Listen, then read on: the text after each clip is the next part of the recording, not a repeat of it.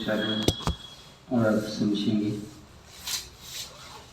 आचार्य भक्ति पूज्यपाद स्वामी द्वारा रचित है। सिद्ध गुण स्तुति निरता नुद्धोत रुसागिनी जाल बहुल विशेषान गुप्तिभिरभि संपूर्णान मुक्तियतः सत्यवचन लक्षित भावान सिद्ध गुणस्तुति निरतान। जो सिद्ध परमेष्ठी भगवंतों के गुणों की स्तुति में सदा लीन रहते हैं। आचार्य परमेष्ठी ऐसे होते हैं जो सिद्ध परमेष्ठी भगवंतों के गुणों की स्तुति में सदा लीन रहते हैं। उद्धूत रोषाग्नि जाल बहुल विशेषान, जिन्होंने रोष अर्थात क्रोध रूपी अग्नि समूह के अनंतानंदी आदि अनेक भेदों विशेष भेदों को नष्ट कर दिया है। गुप्ति भी अभी संपूर्णान, जो गुप्तियों से परिपूर्ण हैं। मुक्तियतः, जो मुक्ति से संबद्ध हैं या मुक्ति लक्ष्य में सदा संबंध रखते हैं। सत्यवचन लक्षित भावान, सत्य वचनों से जिनके प्रशस्त निर्मल भावों का लक्षण या परिचय प्राप्त होता है, ऐसे आचार्य परमेष्ठी भगवंतों को अभिनौमी नमस्कार करता हूँ, मैं नमस्कार करता हूँ। जो आचार्य पद में स्थित हों, सदा सिद्ध परमेष्ठी की स्तुति किया करते हैं, उनकी सम्यक्तादि 8 गुण या अनंत गुणों का स्मरण किया करते हैं। जिन्होंने क्रोध कषाय रूपी अग्नि के विभिन्न भेदों जैसे अनंत अनुबंधी क्रोध, अप्रत्यक्षान क्रोध, प्रत्यक्षान और अथवा कषाय रूपी अग्नि के अनंत अनुबंधी क्रोध, मान मायलोभ आदि अनेक भेदों को नष्ट कर दिया है। जो मनवचन काय गुप्ति के पालन में पूर्ण दक्ष हैं, जिनका संबंध सदा मुक्ति लक्ष्मी से बना हुआ है, अर्थात जो निकट भव्यता को प्राप्त हैं, निकट भव्य हो गए हैं। सत्य समीचीन वचनों से स्व निर्मल पुण्य भावों से जिनके कुल शील व चरित्र का परिचय प्राप्त होता है, उनके जो वचन होते हैं, क्योंकि कुल दर्शाता आचार है ना, और वाणी देश दिखावती, वाणी के माध्यम से वचनों के माध्यम से ही व्यक्ति का कुल शील आदि का ज्ञान हुआ करता है। ऐसा और कह रहे हैं, ऐसे उत्तम गुणों के स्वामी आचार्य परमेष्ठी को मैं नमस्कार करता हूँ। ये आचार्य परमेष्ठी के गुण हैं।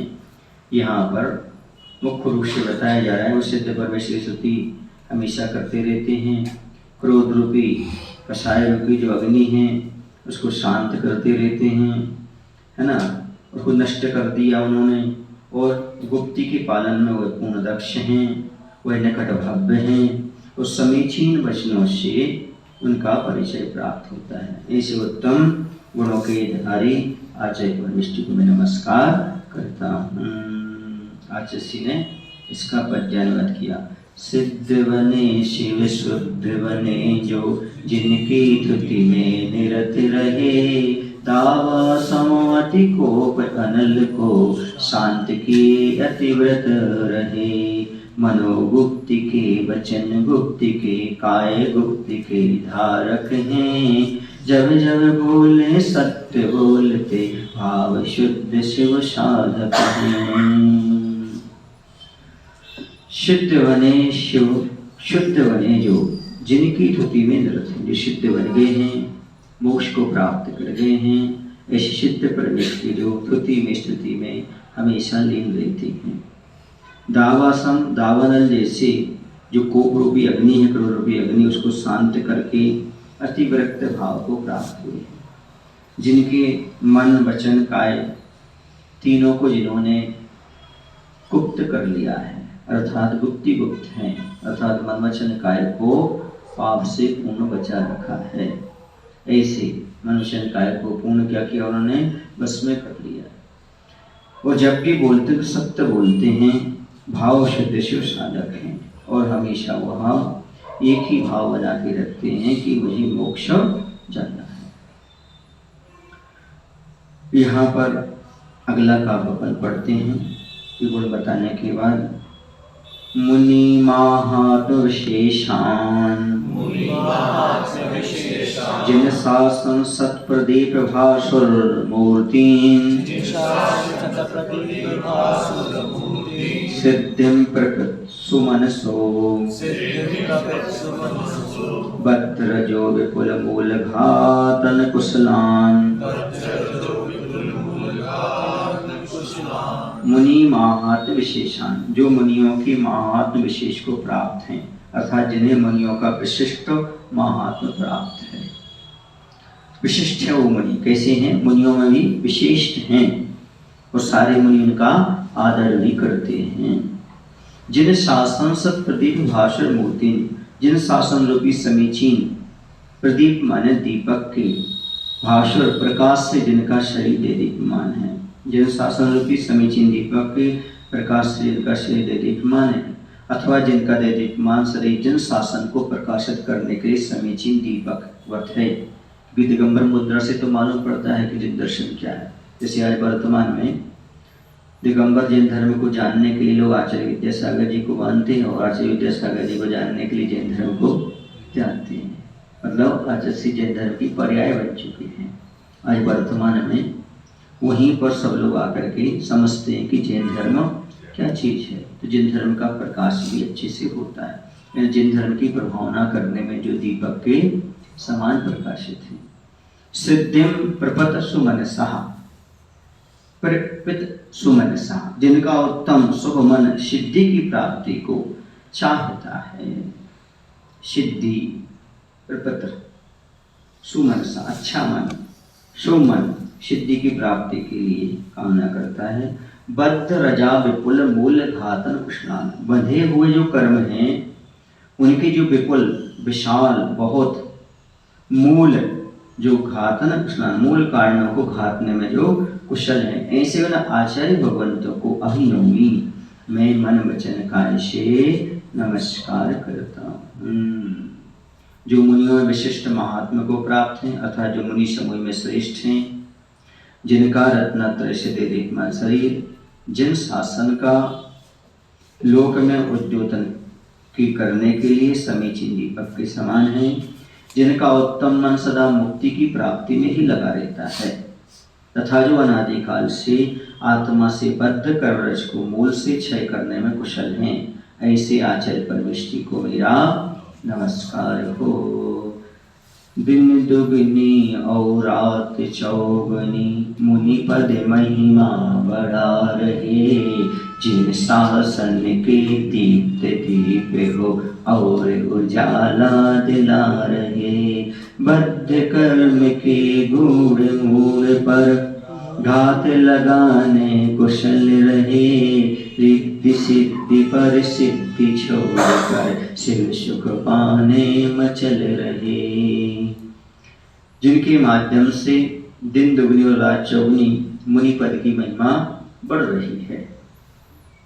जिन शासन के दीप्त दीप हो, जिन शासन के क्या हैं प्रज्वलित साक्षात प्रकाशित दीपक हो आप, और सबको उजाला दे रही हो, आपको उजाले में सब चल रहे हैं। बद्ध कर्म के गुण मूढ़ पर घात लगाने को शुभ रहे, जो अनादिकाल से कर्म बंधे हुए हैं उनका जो मूल जड़ है उस पर कुठाराघात कर रहे हैं, उन्हें घात करने में लगे हुए हैं, कुशल हैं। और संसार की रिद्धि सिद्धि और प्रसिद्धि आदि को छोड़ करके आप शिव सुख पाने के लिए मचल रहे हैं, आपको और कुछ नहीं चाहिए। बताते हैं सागर में उस समय आचस्य के लिए 4 चक्रवर्ती का पद दिया जा रहा था, उन्होंने उसको स्वीकार नहीं किया था, समझ गए। तो ये पर शक्ति रिद्धि सिद्धि इन सब को पाने की इच्छा छोड़ करके मोक्ष सुख की प्राप्ति के लिए आगे बढ़ रहे हैं, क्योंकि उन्हीं ने आचस्य में लिखा है मुंशी प्रताप की स्तुति करते हुए, लौकिक सुख पाने कभी श्रवण बनो मत भ्रात, दिन मिले धान जब कृषि करे घास आप मिल जात। क्या कहते, लौकिक सुख पाने के लिए कभी श्रवण नहीं बनना चाहिए, साधु नहीं बनना चाहिए लौकिक सुख पाने के लिए। क्यों? क्योंकि जब किसान खेत में बीज बोता है तो फसल आके साथ साथ धान्य तो के साथ साथ घास फूस तो मिल जाती है। ऐसी जो मोक्ष की कामना रखता है, संसार की ख्याति लाभ तो अपने आप प्राप्त हो जाती है, उसे पाने का भाव नहीं रखना चाहिए। आज जिसने एक बार बहुत अच्छा खुलासा किया था कि ख्याति ख्याति ख्याति माने और प्राकृत उसको खाई बोलते हैं। क्या बोलते हैं? बोले खाई में जैसे आदमी घुस जाता है तो निकलना मुश्किल होता है। अंदर खाई रहती है, वहाँ पर ब्लास्ट चलते रहते हैं, पत्थर फूटते रहते हैं, और नहीं निकल पाया तो उसमें समाप्त हो जाता है। ऐसी ख्याति ऐसे ही है, एक बार आदमी घुस जाए ख्याति पाने में, लाभ में, पूजा में, सम्मान में, मान कषाय में, तो निकलना बड़ा मुश्किल होता है। इसे ऐसी खाई में कभी घुसना ही नहीं चाहिए। खाई की खदान, वही खाई खदान तो ऐसे नहीं, उसको खदान ही कहना चाहिए। खाई नहीं खदान, जो खदान खोलो अंदर अंदर घुसते चले जाते हैं, उसका मायना वही है। तो ऐसी खदान की भांति है तो ख्याति लाभ पूजा, उससे फंस गए तो फिर निकलना मुश्किल होता है। कई बार ब्लास्ट वहीं पर हो जाता है, और उद्देश्य ही नहीं है, क्योंकि सिद्ध बनना है तो प्रसिद्ध बनने की आवश्यकता है। जब सिद्ध बनोगे तो प्रसिद्ध तो अपने आप हो ही जाओगे। नवोकार मंत्र में तो वैसे ही आ गए, किसमें आ गए? साधु परमेष्ठी, आचार्य उपाध्याय परमेष्ठी, प्रसिद्धि तो वैसे ही हर आदमी नाम ले रहा है, न बोलो सरोसा बोलो, उससे प्रसिद्धि की आवश्यकता है। आचार्य कुंद भगवान ही बोलते हैं, न बोलो हर परमेष्ठी बोल रहे होंगे जहाँ भी होंगे, न बोलो सावरम, उसे प्रसिद्धि क्या? वहाँ तो तुम्हारे विदेशी तक आपकी जय बोली जा रही है, यहाँ तो दूर की बात है, स्वर्गों में बोली जा रही है। जहाँ भी द्वारस्थान होगा साधु परमेष्ठी का होगा, वहाँ पर तो सब में आपका नाम है ही। तो प्रसिद्धि के लिए नहीं, क्योंकि प्रसिद्धि के लिए अपनी विशुद्धि खोना ठीक नहीं। कई बार विशुद्धि के चक्कर में क्या खोदते हैं? अपनी विशुद्धि खराब कर देते हैं। विशुद्धि नहीं, विशुद्धि को बनाने की आवश्यकता है। तो आचार्य भगवत ऐसे ही रिद्धि सिद्धि आदि प्रसिद्धि को छोड़ करके शिव पाने की ओर जा रहे हैं। गुणमणि विरचित वपुषः षड्द्रव्य विनिश्चितस्य धातृन सततम्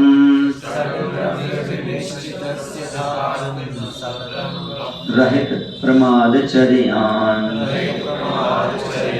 दर्शन शुद्धान् गणस् संतुष्टिकरान् गुण मणि विरचित वपुषः। वपुषः, वपुष माने, वपु माने शरीर, जिनका शरीर गुण रूपी मणियों से विरचित है, रचित है, खचित है। जिनका शरीर कैसा है? गुण रूपी मणियों से रचित है। जो सततम सदाकाल षट द्रव्य विनिश्चितस्य धातृ, 6 द्रव्यों के निश्चय को धारण करने वाले हैं। हमेशा मतलब जो 6 द्रव्य हैं उनका निश्चय धारण करते हैं, यानी उसका पूर्ण रूप से समीचीन ज्ञान, श्रद्धान आदि पूर्ण रूप से बनाए रखते हैं। रहित प्रमादचर्यान, प्रमादचर्या से रहित हैं, अर्थात प्रमाद में नहीं रहते। उनकी चर्या हमेशा प्रमाद से ऊपर उठकर रहती। 15 प्रकार के प्रमादों में नहीं उलझते, कषायों में, इंद्रिय विषयों में, है ना।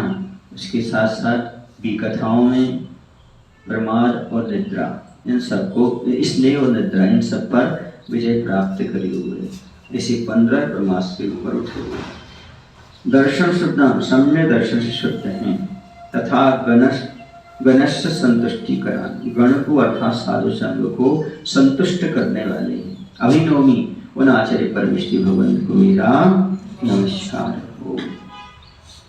तो यहाँ पर कुछ बात ऐसी कही जो बहुत महत्वपूर्ण, जैसे दर्शन शुद्ध, जो आचार्य सम्य दर्शन शुद्ध है, किसी प्रकार का भी उनको सम्य दर्शन में दोष उत्पन्न नहीं होता। किसी भी रागी द्वेषी का समर्थन नहीं करना, समझ गए? किसी भी रागी देवी देवताओं का समर्थन नहीं करना, तब तो दर्शन शुद्धि बनेगी। किसी मूर्ता में नहीं घुसना, किसी भी अनायतन का समर्थन नहीं करना, अन्य दृष्टि पर संसारी नहीं करना, इन सब से दूर रहते हैं। समझ गए आप लोग? और अपने संग को संतुष्ट करते हैं। जिन आचार्य परमेष्ठी भगवान का शरीर रत्नत्रय गुण रूपी मणियों से रचा हुआ। मैंने कहा था, आचार्य कहते हैं ये शरीर गाड़ी है, इसमें क्या भरे हुए हैं? रत्न है। कौन से रत्न? सम्य रसन, सम्य ज्ञान, सम्य चारित्र। हम लोग से बोलते हैं क्यों कुंठो कैसी है गाड़ी? गाड़ी मतलब रत्नत्रय से भरे हुआ। शरीर किससे? रत्नत्रय गुण रूपी मणियों से रचा हुआ है। जो सदा काल 6 द्रव्यों के चिंतन में लगे रहते हैं, मन में गाढ़ श्रद्धा को धारण करते हैं, मनन चिंतन भी करते हैं, उन पर श्रद्धा भी रखते हैं। 6 द्रव्य हैं, 7 तत्व हैं, 9 पदार्थ हैं, 85 हैं। इनका लगातार चिंतन करना, इन पर गाढ़ श्रद्धा रखना, इतने ही ऐसे ही हैं जिन्हें भगवान ने इसी रूप में कहे हुए हैं, अन्यथा नहीं है। ऐसा श्रद्धा करना, उनका धारण करना, उनका मनन चिंतन करना। निष्प्रमाद, प्रमाद रहित चर्या से सुशोभित हैं। प्रमाद कौन कौन से बताए थे? तो इंद्रिय विषय हो गए, 5 इंद्रिय विषय हो गए, 4 भी कथा हो गई, है ना, और कषाय हो गई, 4 कषाय, और स्नेह और निद्रा। इस प्रकार से 15 प्रकार के प्रमादों से ऊपर उठते हैं। वैसे आदर्शी निद्रा कम ही लेते हैं। क्या करते? कम निद्रा लेते हैं, क्योंकि दुखम सहजी निद्रा मोक्ष मार्ग का पहला सूत्र है। दुख और निद्रा को सहन करो, दुख सहन करो और निद्रा पर विजय प्राप्त करो, ये पहला सूत्र है। और देखा जाए तो जिसने निंदा पर और निद्रा पर विजय प्राप्त कर ली, उसने जीवन में सफलता प्राप्त कर ली। क्योंकि निद्रा भी कहीं भी आ जाती है और निंदा कहीं भी हो जाती है। समझ गए? इसलिए नींद आ रही है उसको जीतो, और कोई आपकी निंदा कर रहा है तो उसको जीतो, क्योंकि तुम जिंदा हो तो निंदा होगी और नींद आएगी, ये निश्चित है। मुर्दा तो सो रहा है, लेकिन यदि आप जीवित हो तो आपके पास दोनों चीजें आएंगी। निंदा भी, जिंदा हो सो निंदा है, और जिंदा हो तो निद्रा है। इन दोनों को जीत लो तो तुम सबसे बड़े महान हो गए, सीधे जीवन में सफल हो गए। दो चीजों को जीतना बहुत कठिन है। कभी कभी निद्रा से हम चूक जाते, बहुत सारे कामों से नींद आ जाती तो काम चूक जाते, और कभी निंदा होती है तो पर काम नहीं करते। यार ये लोग निंदा कर रहे, बुराई कर रहे, हम कहाँ कैसे करें। तो ऐसा तो होगा, जब तक जिंदा हो तब तक निंदा तो होगी। कितनी कहीं है दुनिया में, कहीं भी लो। और याद रखो, फलदार वृक्ष पर ही पत्थर मारे जाते हैं। छोटे वृक्ष को कौन मारने जा रहा है? और कौन मारता है? जिसको कोई काम ही नहीं, नठल्ले घूमते रहते तो उठाया पत्थर और मार दिया। फिर भी वह वृक्ष कुपित नहीं होता, फल दे देता है। लो भाई फल खा लो तुम, तो और बस जो है सो ले लो। तुम उस पत्थर तक न पत्थर दिया, हमारे पास फल था, तुम फल खा लो, चले जाओ। समझ गए? इसलिए निंदा से घबराना नहीं। निंदा से अगर लोग घबरा जाएगा तो फिर जिंदा कैसे तुम, और फिर आगे काम कैसे कर पाओगे? क्योंकि जीवन में चीजें नहीं मिलेंगी तो फिर जीवन ही का है, संसार किस चीज का है? क्योंकि संसार में सब प्रकार के लोग होते हैं। एक व्यक्ति सबको संतुष्ट नहीं करता, सब व्यक्ति एक से कभी संतुष्ट हो नहीं सकते। सबके देखने का एंगल भी अलग होता है, सोचने का तरीका भी अलग होता है। आप कुछ भी कर रहे हो, उसके हर 2 पहलू होते हैं हर चीज के। अच्छा भी होता है, बुरा भी होता है। कोई अच्छा भी कहता है, कोई बुरा भी कहता है, दोनों चीजें होती हैं। और जैसे कोई साधु संत है, पुराने मंदिर वगैरह हैं, वो जीर्ण शीर्ण हो रहे हैं, मान लो उनके लिए अलग करके नया बनवाते, अरे तुमने आयतन को नष्ट कर दिया, तुमने ऐसा कर दिया।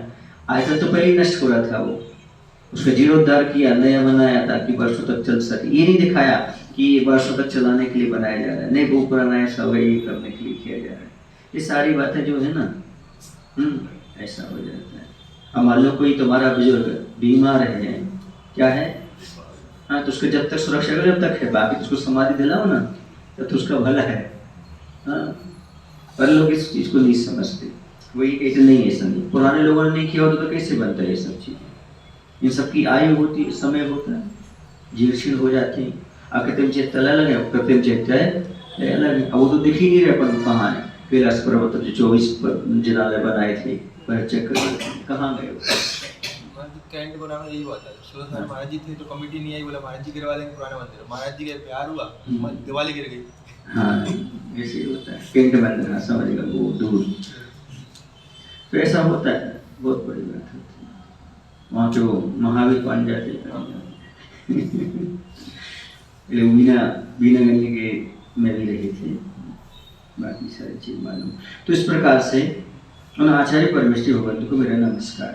हमारे साथ ऐसा हुआ था, हम जब बीना गंज पहुंचे सुबोधय क्षेत्र, अब बना बाद में। वहाँ पहुँचे तो वहाँ पर तो यही मिथ्यात का माहौल जैसा लग रहा था बेदी के आजू बाजू में। पर जो इनका आप बता रहे हैं ना, उनका समर्थन नहीं था इस चीज़ में। पर मैंने कहा कोई समर्थन करो या ना करो, स्थायी समाज जो यहाँ है, यहाँ के लोग समर्थन कर दो। क्या समर्थन कर दो?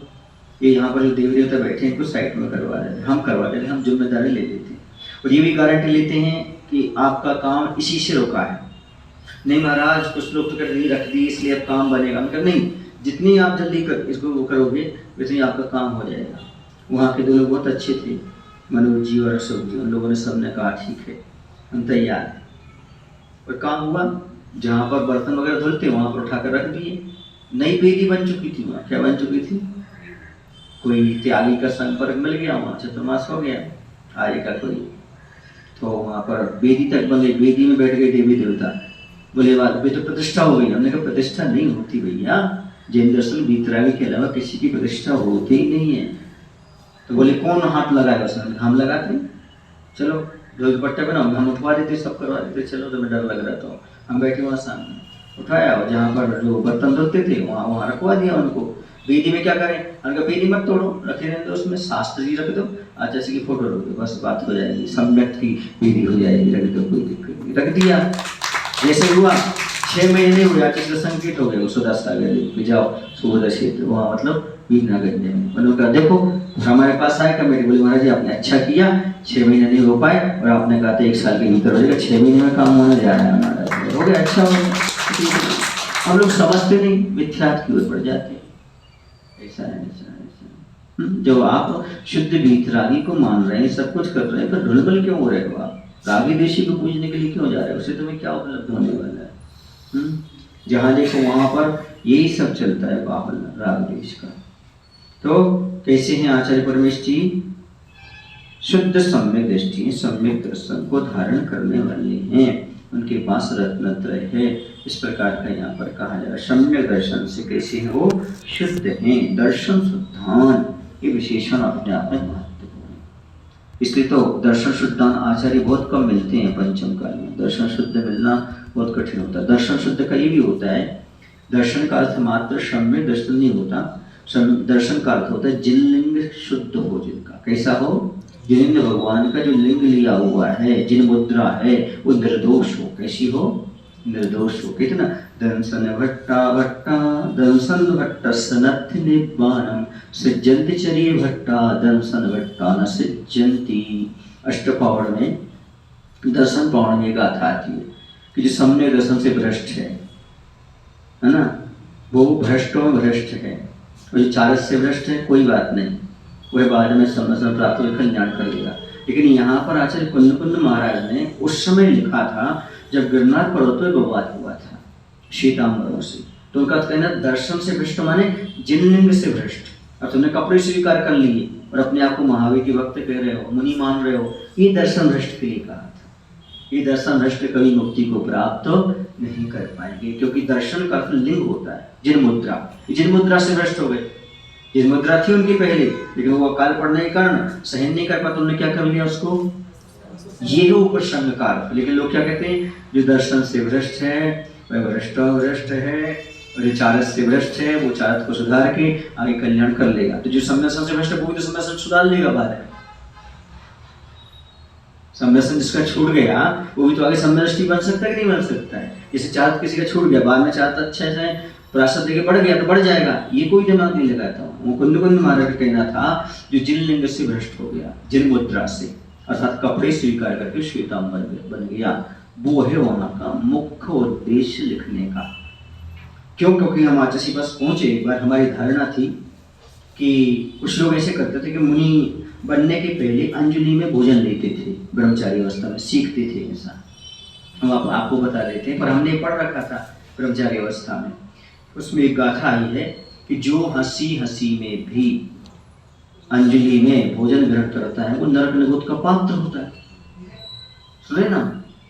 और ये पढ़ करके मैंने आचार्य से कहा था, मैंने कभी प्रैक्टिस इसलिए नहीं की। बोले वो इसलिए नहीं लिखा, वो इसलिए लिखा है वो श्वेतांबर लोग क्या करते थे उस समय, जब वो मुनि लिंग को छोड़ करके और वस्त्रधारी बन गए थे, वो ऐसा लेते थे यार, तो उसे कुंदकर्ण भगवान ने लिखा कि जो खेल खेल में भी लेगा तो अभी वह नरक लोक का पात्र बनेगा।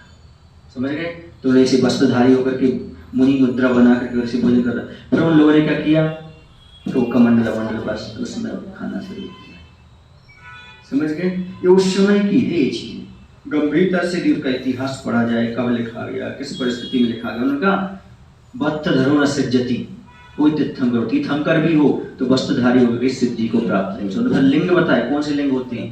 3 लिंग। ये सारा श्वेतांबरों के लिए ही लिखा गया, अष्टकाम समझाने के लिए कैसा लिंग होता है, कैसा होता है। समझ गए? लेकिन उसका क्या ले लेते हैं, जो दर्शन से भ्रष्ट है वह सब सम्यक से भ्रष्ट हो, भ्रष्ट है, और जो चारत से भ्रष्ट है वो कभी न कभी चारत को स्वीकार करके कल्याण कर ले, ऐसा अर्थ निकालते हैं। ऐसा नहीं उसका अर्थ, उसका अर्थ है जो जिन लिंग से भ्रष्ट है। दर्शन का अर्थ जिन लिंग भी होता है, जिन दर्शन मतलब मुनि मुद्रा छोड़ करके तुम कपड़े पहन करके नए मत की स्थापना कर रहे हो, ये भ्रष्ट कभी मुक्ति को प्राप्त नहीं कर पाएंगे, वो है उसका। समझ गए? ऐसा अब अर्थ पढ़ो तो निकालना अष्टपावरों का गंभीरता से, क्योंकि पूर्व पर विचार करके ही आचार्य के अनुसार ही उसका अर्थ निकाला जाता है। हिंदी कारों ने ही लिख दिया मात्र कि जो सम्यदर्शन से भ्रष्ट है वह भ्रष्ट है, और जो चारस से भ्रष्ट है वो भ्रष्ट नहीं है, आगे चल कर तो सुधार के कल्याण करेगा। जो सम्यदर्शन से भ्रष्ट है वो भी तो सम्यदर्शन सुधार करके आगे बढ़ सकता है, वो अर्थ नहीं है उसका। उसका अर्थ है जिन लिंग से भ्रष्ट हो गया, जिसने मुनि मुद्रा छोड़ करके वस्त्र स्वीकार कर लिए, उनके लिए था। समझ गए? इसलिए वो कहाँ से लिंग चली आ रही आपको पता है ना? हाँ, वो इस चीज से थी, हाँ वहां से था, लेकिन यहाँ लोगों ने उसको। चलिए, तो ये तीसरे नंबर का आचार्य ने इसको लिखा, मूल गुणों की मणियों से हैं जिनकी सोवित देह रही, सट द्रव्यों का निश्चय जिनको जिनमें कुछ संदेह नहीं, समयोचित आचरण करे हैं प्रमाद के जो शोषक हैं, समदर्शन से शुद्ध भले हैं निज गुण तोषक पोषक हैं। मूल गुणों की मणियों से, जिनके पास मूल गुण हैं, रत्नत्रय है, उन मणियों से सुशोभित हैं, उनकी देह उनके शरीर से यहाँ सारे मूल गुण पालन होते हैं। षड द्रव्यों का निश्चय जिनको, वो 6 द्रव्यों का मनन चिंतन पूर्ण श्रद्धान है, उसमें किसी प्रकार का संदेह नहीं है। समयोचित आचरण है, समय के अनुसार जो मूलाचार में लिखा हुआ है वैसा पंचम काल में जो आचरण है वो समयोचित आचरण कहलाता है, समान रूप से उचित होना। प्रमाद के जो शोषक और प्रमाद को जो अपने पास नहीं आने देते, सम्य दर्शन से शुद्ध बने, और सम्यक दर्शन से जो शुद्ध बने हैं निज गुण तोषक पोषक हैं, अपने गुणों के ही बढ़ाने में लगे हुए हैं। ऐसे आचार्य परमेष्टि को हमारा नमस्कार हो। बोले आचार्य पूज्यपाद स्वामी की, आचार्य गुरुदेव भगवान श्री विद्यासागर जी।